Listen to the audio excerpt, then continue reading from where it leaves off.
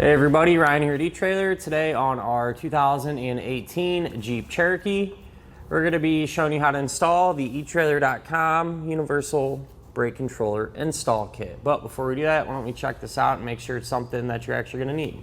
So with this kit, it's going to accomplish a few different things, really. The first one being it's going to give you that 7-way round type trailer connector.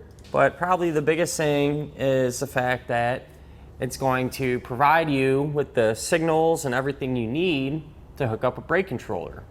It's going to give you all the wires. You can run them up to your dash, hook up your brake controller, and that way the brake controller can send the outputs back to your trailer. So when you plug your trailer into this, it's going to have that electric brake output telling the trailer brakes to apply. It's also going to have the 12-volt auxiliary power back here, so if you happen to have a battery or something like that on your camper and it's hooked up properly, this could also help trickle charge or maintain the battery there. So that's always a bonus for sure. And one thing about this kit that I like is the fact that it also has the 4-way flat type trailer connector on it as well. So that's another really common size one. So by having this kit, you're going to be able to hook up to the trailers that have the 7-way round connectors as well as the 4-way flat type connectors. So other than that, if you're trying to hook up a traditional type brake controller, this kit's almost a must-have. There's really no other way around it. And but these Jeeps, something that you're going to have is existing 4-way flat trailer wiring already, because this is going to utilize that. So we have a handful of different kits available here at eTrailer, and all of them are going to work with this. And with these Jeeps as well, obviously you're going to need your brake controller and a Roadmaster stoplight switch to get the brake signal. So quite a few parts. That's why with these I kind of like to recommend the Kurt Echo brake controller. It's a wireless one, and it just plugs into the 7-way and does everything wirelessly. It works really well. I've had a lot of good luck with them. It's just not nearly as much on the install side. It's a lot more straightforward. I feel like a lot more people could get that done. Not saying that this isn't doable, but it's a little more work. If that's something you want to check out though, you don't need this whole kit here. I mean, it will work, but there's a simpler kit. It's the L version of this kit, and that's all you would need for the Kurt Echo to get that going. But with that said, as far as getting this installed, it's really not too bad in terms of how complicated it is. It's really just more or less time consuming. It's a lot of wires to hook up and a lot of running and routing and everything else. So as long as you stay patient, you should be in pretty good shape. But speaking of that, why don't we go ahead and put this on together now. To begin our installation, we're going to be here at the back of our Jeep. And first things first, we need to mount up our 7-way plug. So they do give you one bracket in the kit that you screw the connector plug itself to, but then you need to mount up the bracket. I used a long bracket. It's sold separately. Put a bend in it and then bolted this up to it. So that's where this. That's how it turned out. And then from there, we're going to have a few wires coming off the back of the 7-way connector that we're going to need to get hooked up. One will be a 4-way flat connector, and this simply just plugs into your existing 4-way flat connector there. So if you have dielectric grease, put some on the terminals. It'll help keep them protected against corrosion. So that just plugs in. Then you're going to have a black wire, a blue wire, and a yellow wire, as well as a thick white wire. The yellow wire I just taped up and out of the way because we're not going to be using that. That's for a reverse light signal. So unless you have like a big boat or something, usually you don't need to mess with those. But the black wire is going to be for the 12-volt auxiliary power. Blue wire is going to be our trailer brake output. And the white wire is going to be ground. So if you take the big bundle of duplex wiring that comes with the kit, strip some of it back, the black wire is going to get connected to the black wire coming out of the 7-way. The white wire is going to get connected to the blue wire coming out of the 7-way. So with these, what you do is strip the insulation back, the wires a twist, and I did upgrade our butt connectors to heat shrink tight. They come included with regular type butt connectors. That'll work just fine, but with these, you get a little more protection against corrosion, so that's why I switched out to them, but choice is yours. But the way these work, you slide the bare end of the wire in, crimp it down, and with the heat shrink style, you can come back with a heat source and seal up the ends. This is what those ends will look like when they're all sealed up. And you can even go a step further and use some electrical tape to tape all that up and kind of just go the extra mile and keeping them covered and protected. So I went ahead and taped our connections up there. With this one, I did put a zip tie around it just to help prevent it from coming disconnected on accident. But that's going to leave one more wire coming off of our 7-way. And it is the thick white wire. That's going to be a ground, so I use a provided self-tapping screw to screw it into this piece of sheet metal here, and that should provide us with a solid ground. But with that done, now we can take our duplex wiring and run it towards the front of our Jeep, so it goes up and over the hitch and starts to come along through here on this side. Now we can get our wiring ran, so it's going to come from here, and we're going to route it up and over our subframe. So in this area especially, pay attention. You want to avoid any hotter moving parts. So our wire runs on top of the subframe. We have it zip tied every now and again to prevent it from moving around. So you can see it come down through there. And then it's just going to run kind of on that side of our fuel tank, but pops out here. And this panel, if you lower it down some, it's going to make it a lot easier. There's a couple 10mm screws here and there that you pull out. But it's just going to follow our factory brake lines, running towards the front of our Jeep.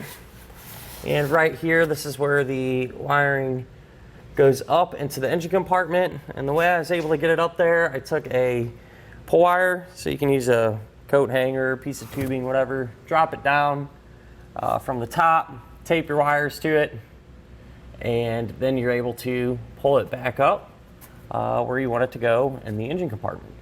Now in the engine compartment, here's where our wiring came up.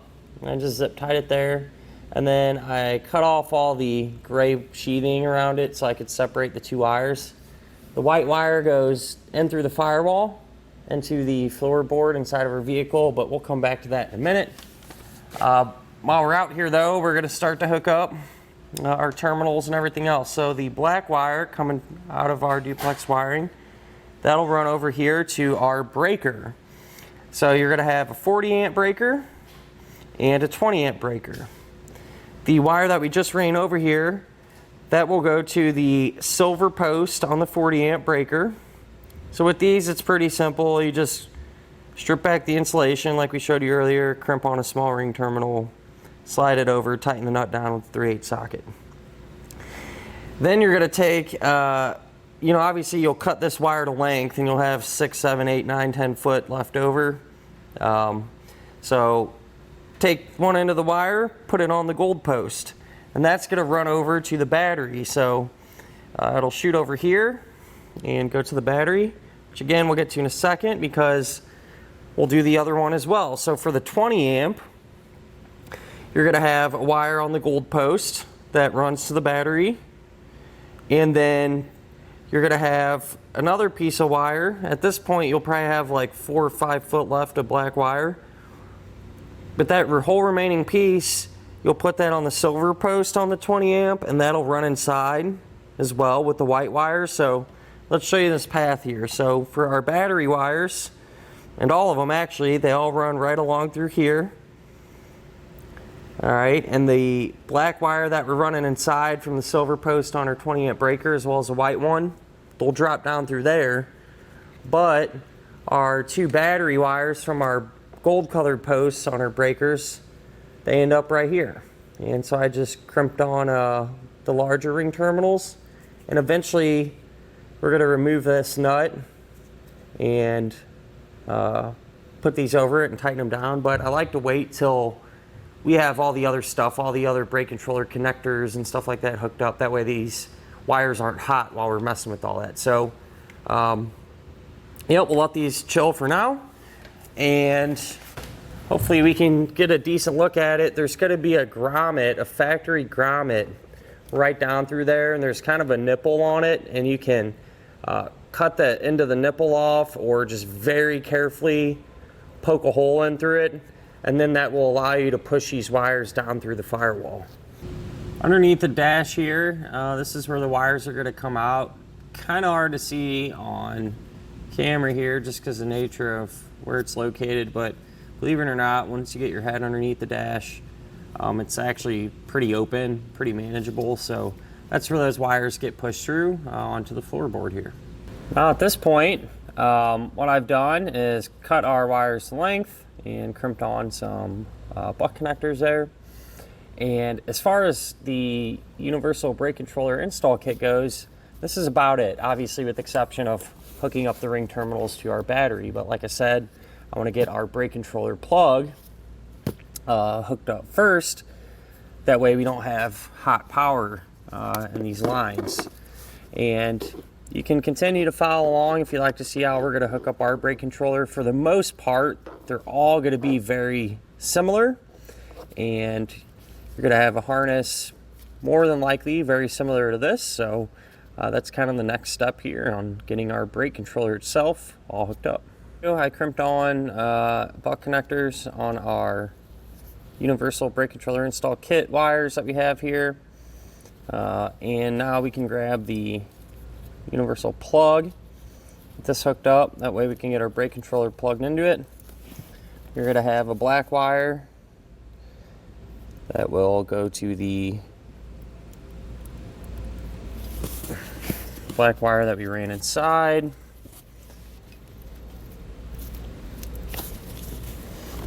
And then the blue wire from our brake controller plug will get hooked up to the white wire that we ran inside. That's our electric brake output. So we'll get them connected. And then the two remaining wires will be a white wire and a red wire. White wire is going to be a ground, so I'll find a spot to ground this and show you guys what I come up with. And the red wire is going to be our brake signal input wire. And we'll kind of cross that bridge whenever we get there and get ready to hook this up. Got the white wire hooked up, and what I did with this is I extended the wire maybe 4 or 5 foot, and I actually used that same grommet that runs out into the engine compartment and hooked it up to a ground out there. That way we know for sure we're going to have a good quality ground and not have to worry about any issues. After that, you can hook up the brake controller. So this clip just plugs into the back of it, and then you mount up your bracket. Really, this is the only place to go. Kind of works out though, you're still able to open that up, and it's not going to get in the way with your hood latch or anything. So it's reasonable there for sure. But you simply just screw the screws from the bracket into there, and then place the screws into the through the bracket and into the brake controller. Back to our ground wire. So this is where it comes out into the engine compartment. Just ran it along through here. There's a factory ground stud that I use, so I just crimped on a ring terminal, removed this nut with a 10mm, slid the ring terminal over, and tighten it down. For our red wire, usually this would just happen to the vehicle's factory brake light switch signal, so or brake light output. Whenever you hit the brake pedal, you get the signal coming out of that wire. But with this Jeep, with the Cherokees, if you do that, you can run into some other issues with the body control module and stuff. It's just a big mess if something goes wrong. So we put in a stoplight switch. This is a kit by Roadmaster. There's install videos here at etrailer on these, and you can always pick these up. So, but with that said, I hooked up our red wire to one side of the stoplight switch. The other side of the stoplight switch, the wire just goes out to battery power. So with everything hooked up inside, I came back out, removed the 10mm nut there, put all of our wires over the power post and tighten it down. Now that that's done, we should have power to our brake controller. So with all that done, I cleaned up our wiring and everything else, zip tied it up out of the way. Obviously you want to avoid any moving parts, right? And then I plugged into a tester that simulates a trailer just to make sure it's working. You know, you can use your actual trailer, but keep in mind if you're having intermittent issues or issues with it, it could potentially be on the trailer side, not the brake controller side. But that said, I plugged in, it shows we are connected, and then if I hit the brake, I have an output getting sent back, so it looks like we're in pretty good shape. And that'll finish up our look at and our installation of the etrailer.com Universal Brake Controller Install Kit on our 2018 Jeep Cherokee.